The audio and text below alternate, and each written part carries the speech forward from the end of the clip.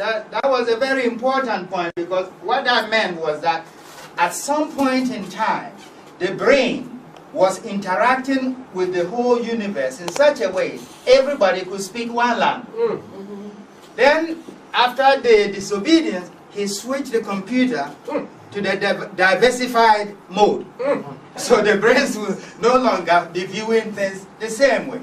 And came all these various languages. So I started by going back to what people have really said about the alphabets, about various languages. And when you go to the alphabets, we have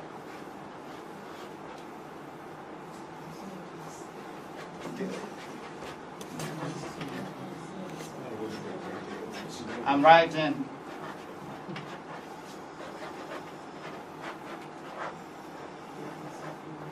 now in the Twi language we have A, B, D, E, F, G, H, I, K, U, N, O, O, P, R, S, T, U, W. Now see, our ancestors were very religious.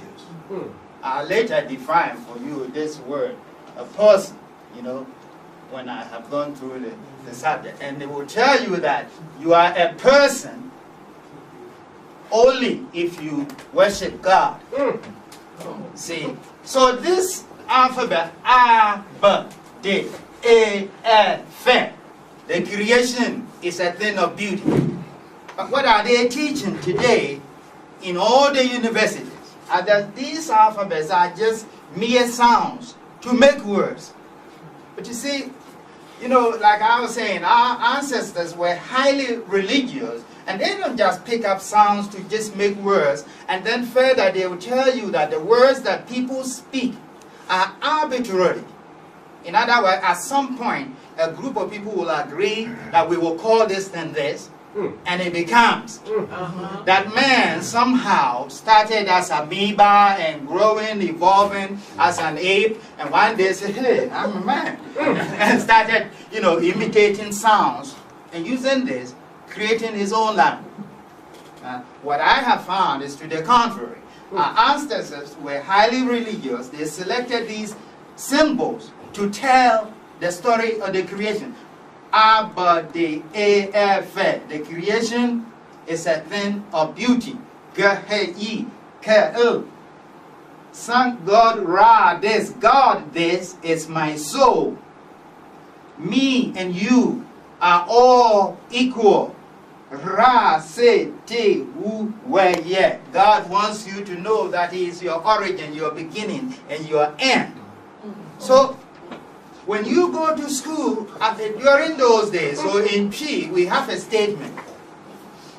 Wo nim. You don't know the letter A. You don't know even the alphabet. You see, if you go to school, and you learn this thing without knowing the story, how God wants you to know that it's your beginning and your end, that the creation is a thing of beauty, and these vowels here, A, E, O, U. What does that say? I, you. Praise, all praise be to God. And, you know, you got such beauty in language, in the alphabet, but they're not teaching the right thing. And when you start discovering this, this is beginning. I'm telling you. We are going to be discovering greater and greater things in the years ahead. When you start to know this, when you start to know that the brain was not just evolving. God said, let us make man. And He made man and put the capability to speak language in his head. Yes. Man didn't create language. God put the language in his head. Now, when I go through this, then I found out that words that you use are actually from this program. Now I have this word here. So that these words I find that are not arbitrary. The brain as a computer. Now I'm going to how we get the multiplicity of the language. We get it. And here, if you see, I have here, lemon. So, right now, when you say lemon, you know, you are calling this thing in my hand.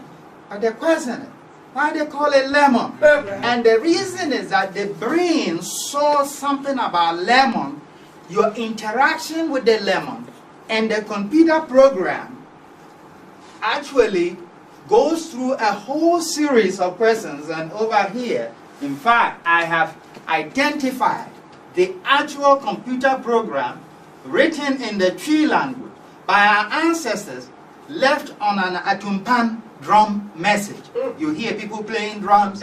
It contains the computer program of the human brain, all the intricacies of it, and how it finally comes out with this word, for example. So what does that mean when you say lemon? We call it in Tree encoded, the type of lemon that you use to take a bath. But the English people, another language, you see, they call it lemon. Why?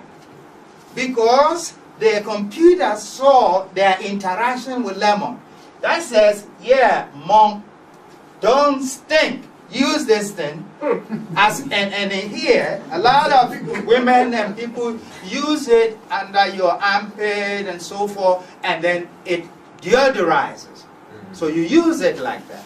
Now, so you see that while somebody is saying ankadari and somebody is saying lemon, they are only giving you information about their experiences with that particular thing or item. Now here, this is fresh ginger. Now we call it in Tree here. Oh, wonderful. Okay. We call it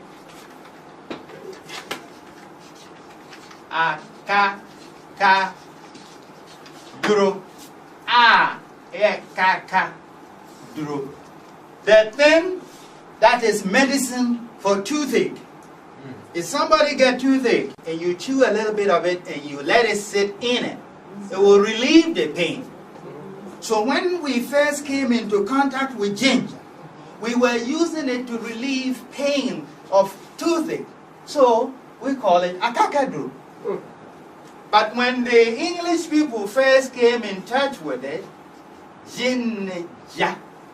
ginger, what they were impressed the most was how hot the type of ginger they had. They said it's so hot, it's like fire. Ginger.